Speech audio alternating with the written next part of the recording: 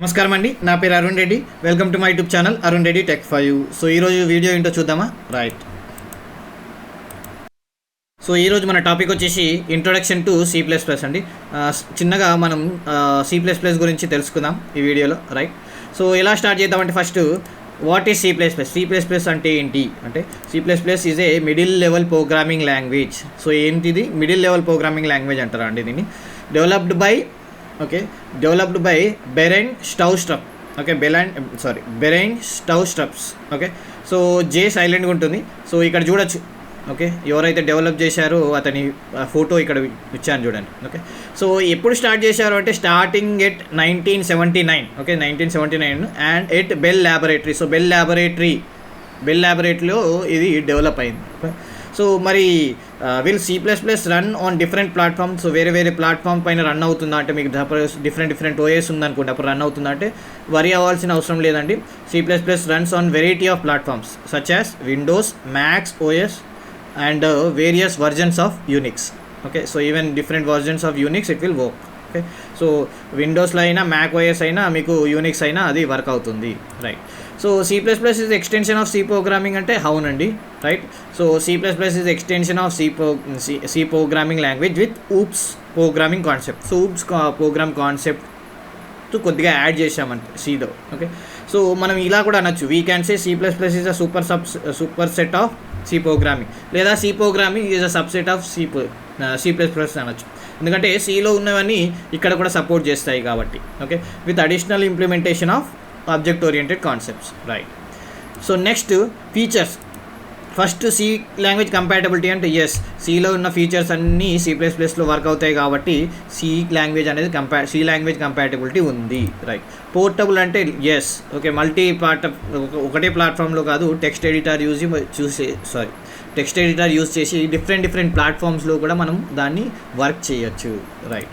మరి object oriented programming, yes, OOPS concepts అనేది support చేస్తుంది. అంటే ఊప్స్ కాన్సెప్ట్స్ అంటే ఏంటంటే ఇవి మళ్ళీ మీకు తర్వాత ఈజీగా అర్థమవుతాయి అండి. ప్రజెంట్ అయితే ఇప్పుడు జస్ట్ అర్థం చేసుకోండి. Objects, class, encapsulation, data binding, inheritance, polymorphisms. Okay, ఇవన్నీ సపోర్ట్ చేస్తున్నాయి అన్నమాట. కంపైల్డ్ లాంగ్వేజ్ అంటే ఎస్, C++ కూడా C లాగానే కంపైల్డ్ లాంగ్వేజ్. సో మనకు తెలుసు ట్రాన్స్లేటర్స్, కంపైలర్, ఇంటర్ప్రిటర్ రెండు ఉంటాయని. ఓకే. సో అందులో మన C++ వచ్చి కంపైలర్ అండి. కంపైలర్ ఏంటంటే మెషిన్ లాంగ్వేజ్కి కన్వర్ట్ చేయడానికి ఫాస్ట్గా అవుతుంది. ఓకే, ఈజీగా అవుతుంది, ఫాస్ట్గా చేస్తుంది. ఓకే. సో అందుకోసమే మన ప్రోగ్రామ్ కూడా ఫాస్ట్గా రన్ అవుతుంది. Right. Okay, dynamic memory management. So C లాంగ్వేజ్లో మనకి డైనమిక్ మెమరీ మేనేజ్మెంట్ లేదండి. సో కాకపోతే C++లో న్యూ డిలీట్ అనే కాన్సెప్ట్స్ యూజ్ చేసి మనం మెమరీని డైనమిక్ మెమరీ అలొకేషన్ అంటే ఇక్కడ స్టాటిక్ అంటే సేమ్, అంటే ఒక ప్లేస్లో ఇక్కడ అంటే ఇలా స్ట్రైట్గా ఓకే సీక్వెన్స్లో అలొకేట్ చేస్తూ ఉంటాం. డైనమిక్ అంటే ఎక్కడంటే అక్కడ అలొకేట్ చేయొచ్చు. ఓకే. సో డైనమిక్గా ఉంది, అలాగే చేంజెస్ అవుతుంటాయి అన్నట్టు డైనమిక్ అంటే. ఓకే. రైట్.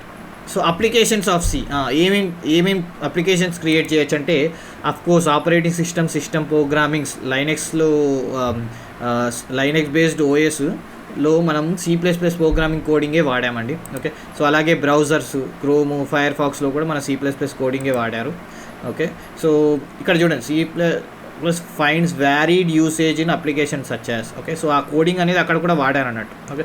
గ్రాఫిక్స్, గేమ్ ఇంజన్స్లో కూడా అంటే ఫోటోషాప్, బ్లెండరు, ఇవన్నీ ఎగ్జాంపుల్స్ ఇస్తున్నానండి మీకు. ఓకే. డేటాబేస్ ఇంజన్స్ అంటే MySQL, MongoDB ఇట్లాంటి సాఫ్ట్వేర్స్లో కూడా మనం కోడింగ్ అనేది వాడాం. ఓకే. అలాగే క్లౌడ్ డిస్ట్రిబ్యూషన్ సిస్టమ్ మనకు తెలుసు కదా, ఆన్లైన్ స్టోరేజెస్, వాటిలో కూడా మనం C++ ఆ కోడింగే వాడుతున్నాం. ఓకే. రైట్. సో ఎలాంటి జాబ్స్ వస్తాయి మరి C లాంగ్వేజ్ నేర్చుకుంటే, C++ నేర్చుకుంటే అంటే software engineer, game developer, system programmer, embedded system developer, robotic engineer, robotics తెలుసు కదా మీకు. ఓకే. Database developer. ఓకే. అలాగే గ్రాఫిక్ ప్రోగ్రామర్స్ కూడా మనకు జాబ్స్ అనేవి ఇలాంటి జాబ్స్ అనేవి మనం C++ నేర్చుకుంటే వస్తాయండి. రైట్. సో మరి C++కి ఏదైనా తేడా ఉందా అంటే ఎక్కడ తేడా ఉంది అంటే చూద్దామా ఒకసారి. Right. So first C language అనేది procedural style program, procedural language అనొచ్చు. C++ అనేది 2 procedural, object orient. Okay, multi అంటాం, మల్టీ పారాడిగమ్ అంటాం. ఓకే, సో అలాగే సి లాంగ్వేజ్ అనేది టాప్ డౌన్, పై నుంచి కిందికి వస్తుంది అన్నట్టు, టాప్ డౌన్ అప్రోచ్ అంటాం. ఇదేమో కింద నుంచి పైకి, bottom up approach. Okay, for example మనం క్లాస్ ప్రోగ్రామ్ పైన రాసి మెయిన్ ప్రోగ్రామ్ కింద రాస్తాం అలా. ఓకే, సో మనం సి లాంగ్వేజ్లో stdio.h అని యూజ్ చేస్తాం. Okay, standard input output dot. ఇదేమో IO stream, input output stream. So header file కూడా వేరే వాడతాం. సి లాంగ్వేజ్ ఏంటంటే ఫంక్షన్ ఓవర్లోడింగ్ అనేది సపోర్ట్ చేయదండి, కాకపోతే C++ సపోర్ట్ చేస్తుంది. C language function overloading support చేయదు, C++ సపోర్ట్ చేస్తుంది.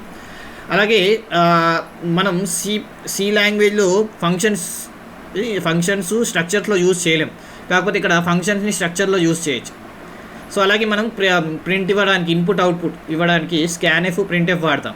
సో మనకి ఇక్కడ స్కాన్ఎఫ్, ప్రింట్ఎఫ్ బదులు మనం ఇక్కడ ఏం వాడతాం, సిఇన్, సిఅవుట్ వాడతాం C++. అలాగే ఆపరేటింగ్ ఓవర్లోడింగ్ అనేది సపోర్ట్ చేయదు సి లాంగ్వేజ్లో, కాకపోతే C++లో అది సపోర్ట్ చేస్తుంది. అలాగే సి ప్రోగ్రామింగ్ మనం ప్రొసీజర్గా మరి మాడ్యూల్స్గా, అంటే పార్ట్స్గా మనం మాడ్యూల్స్గా అంటాం. అదే ఇక్కడ వచ్చేసి మాడ్యూల్ బదులు మనం ఫంక్షన్స్ మరియు క్లాసెస్ అంటాం. Right, so C++ doesn't provide features of name space మనం ఎక్కడ సిలో వాడము. నేమ్ స్పేసెస్ అనేది మనం C++లో వాడతాం. రైట్, సో ఎక్సెప్షనల్ ల్యాండింగ్ అనేది చాలా కష్టం అండి, ఎందుకంటే మనకి సెపరేట్గా ట్రై అండ్ క్యాచ్ అనేది C++లో ఉంటుంది. So try and catch use చేసి మనం ఈజీగా ఎక్సెప్షన్ ల్యాండింగ్ అనేది చేయొచ్చు. ఎక్సెప్షన్ ల్యాండింగ్ అంటే ఎర్రర్ ఫైండింగ్ అన్నట్టు. ఓకే, సో ఎర్రర్స్ ఫైండ్ ఏమైనా చేయాలంటే ఎక్సెప్షన్ ల్యాండింగ్ యూజ్ చేస్తాం అన్నట్టు. ఓకే, సో ఏదన్నా మనం ఎర్రర్ ఉంది అని తెలుసుకోవడానికి మనకి సిలో చాలా కష్టం అండి, అది ఎక్సెప్షన్ ల్యాండింగ్ అనేది ఈజీ C++లో. ఓకే, సో ఈ ఇన్హెరిటెన్స్ అనే కాన్సెప్ట్ కూడా సి లాంగ్వేజ్ సపోర్ట్ చేయదు, కాకపోతే C++ అనేది ఇన్హెరిటెన్స్ అనే కాన్సెప్ట్ని సపోర్ట్ చేస్తుంది. ఇందులో నాకు తెలుసు మీకు సగం అర్థం కాలేదని. ఓకే, సో ఇది మీకు ఒక్కొక్కటిగా మనం ప్రోగ్రామ్ చేస్తుంటే ఈజీగా మీకు అది వచ్చేస్తుంది, అర్థమైపోతుంది. ఓకే, సో ఈ ఫంక్షన్ ఓవర్లోడింగ్ ఏంటి, ఈ ట్రై అండ్ క్యాచ్ ఏంటి, ఇన్హెరిటెన్స్ ఏంటి, ఈ ఆపరేటింగ్ ఓవర్లోడ్ అంటే ఏంటి, ఇవన్నీ మీకు ఒక్కొక్కటిగా ఈజీగా అర్థమైపోతాయి.